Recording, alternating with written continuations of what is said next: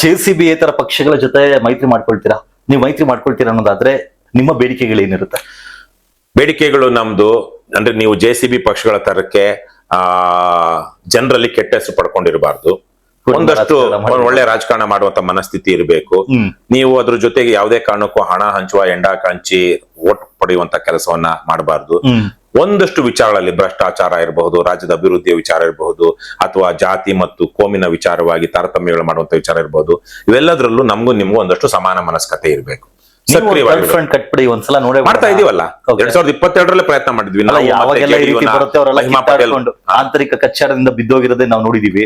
So ನಿಮ್ದು ಆ ರೀತಿ ಆಗಲ್ವಾ ಮುಂದೆ?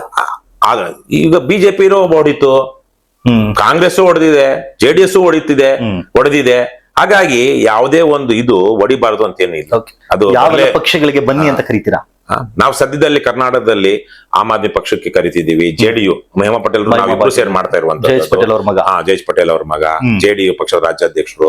ಅದ್ರ ಜೊತೆಗೆ ಈಗ ಯಾರಿಗೆ ಪ್ರಜಾಕೀಯದವ್ರಿಗೂ ಕುಟುಂಬ ರಾಜಕಾರಣ ಅಂತ ಆದ್ರೆ ಅವ್ರು ನೋಡಿ ಕುಟುಂಬ ರಾಜಕಾರಣ ಒಂದ್ ಹಂತಕ್ಕೆ ಅಷ್ಟೇ. ಅವ್ರು ಬಂದಿದ್ದು ಅವ್ರಪ್ಪ ಇರೋ ತನಕ ಅವ್ರು ಯಾವ್ದೇ MLA MP ಆಗ್ಲಿಲ್ಲ. ಅವ್ರ ಅಪ್ಪ ಸತ್ ಮೇಲೆ ಯಾರೋ ಒಬ್ರು ಆಗ್ಬೇಕಲ್ವಾ ಆ ಕ್ಷೇತ್ರದಲ್ಲಿ.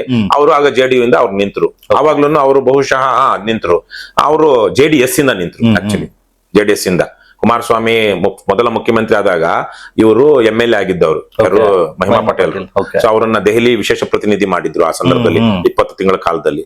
ಸೊ ಹಾಗಾಗಿ ಆದ್ರೆ ಅವರು ಆ ತರಕ್ಕೆ ಕೆಟ್ಟ ರಾಜಕಾರಣಿ ಅಲ್ಲ. ಒಂದಷ್ಟು ಬದ್ಧತೆ ಇದೆ ಮತ್ತೆ ಸಜ್ಜನಿಕೆ ಇದೆ. ಆದ್ರೆ ಅದೇ ತರಕ್ಕೆ ಕಮ್ಯುನಿಸ್ಟ್ ಪಾರ್ಟಿಯವರು ಅನೇಕ ವಿಚಾರ ಕಾರಣಕ್ಕಾಗಿ ಕಮ್ಯುನಿಸ್ಟ್ ಪಕ್ಷ ಉಳ್ಕೊಂಡಿದೆ ಅಂತ ಅನ್ಸುತ್ತೆ ನಿಮಗೆ? ಇಲ್ಲ, ಸದ್ಯಕ್ಕಿಲ್ಲ ಅಷ್ಟು. ಆದ್ರೆ ಅವರು ಒಂದಷ್ಟು ಹೋರಾಟಗಳಲ್ಲಿ ಭಾಗವಹಿಸ್ತಾ ಇದ್ದಾರೆ. ವಿಶೇಷವಾಗಿ ಕಾರ್ಮಿಕರ ವಿಚಾರಕ್ಕೆ ಧ್ವನಿ ಎತ್ತುತ್ತಾರೆ.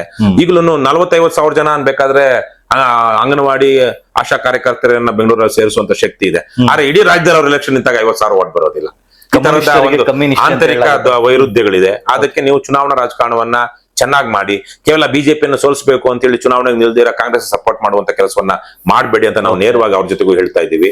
ನಿಮ್ಮ ಶಕ್ತಿ ಸಾಮರ್ಥ್ಯದ ಮೇಲೆ ಒಂದು ಒಳ್ಳೆಯ ರಾಜಕಾರಣವನ್ನ ಕಟ್ಟಿ ಅಥವಾ ಪರ್ಯಾಯವನ್ನ ಬೆಂಬಲಿಸಿ ಅಂತ ನಾವು ಅವ್ರಿಗೆ ಮನವಿ ಮಾಡ್ತಾ ಇದೀವಿ. ಈ ತರಹದ ಜನ ಅವಕಾಶವಾದಿ ರಾಜಕಾರಣ ಮಾಡ್ದ ಅಥವಾ ಡೆಲ್ಲಿಯಲ್ಲಿ ಯಾರೋ ಎಳೆದ ಕಾರಣಕ್ಕಾಗಿ ನಾವಿಲ್ಲಿ ನಮ್ಮ ಯಾರ ಜೊತೆ ನಿಲ್ಬೇಕು ಯಾರ ಜೊತೆ ನಿಲ್ಬಾರ್ದು ಅಂತ ತೀರ್ಮಾನ ಮಾಡ್ತೀವಿ ಅನ್ನುವಂಥವ್ರನ್ನ ಬಿಟ್ಟು ಬನ್ನಿ ಮಿಕ್ಕವ್ರಿಗೆ ಅಂತ ಹೇಳಿ ಆದಷ್ಟು ಬೇಗ ಕರ್ನಾಟಕದ ಜನತೆ ಈ ಒಂದು ಕೊಯಲಿಷನ್ ನೋಡ್ಬೋದು ಅಂತ ಅನ್ಸುತ್ತಾ? ಹೌದು ಅನ್ಸುತ್ತೆ. ಬಹುಶಃ ಮುಂದಿನ 28 ಒಳಗಡೆ ಇದಾಗುತ್ತೆ.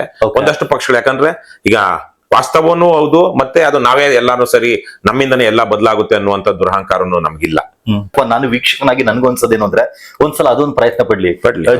JCB ಪಕ್ಷಗಳೇನಿದೆ ಅದಕ್ಕೆ ಇನ್ನೊಬ್ರು ಬಹಳ ದೊಡ್ಡ ಶಕ್ತಿ ಇದೆಯಾ ಬಲ JCB ಪಕ್ಷಗಳಿಗಿದೆ. ಅಂತ ದೊಡ್ಡ ದುಷ್ಟ ಬ್ರಹ್ಮ ರಾಕ್ಷಸರನ್ನ ಎದುರಾಕೊಳ್ಬೇಕು ಅಂದ್ರೆ ಬಹಳ ಜನ ಒಂದಾಗಬೇಕು ಅನ್ನುವಂತ ಅಭಿಪ್ರಾಯ ಜನರಲ್ಲಿದೆ.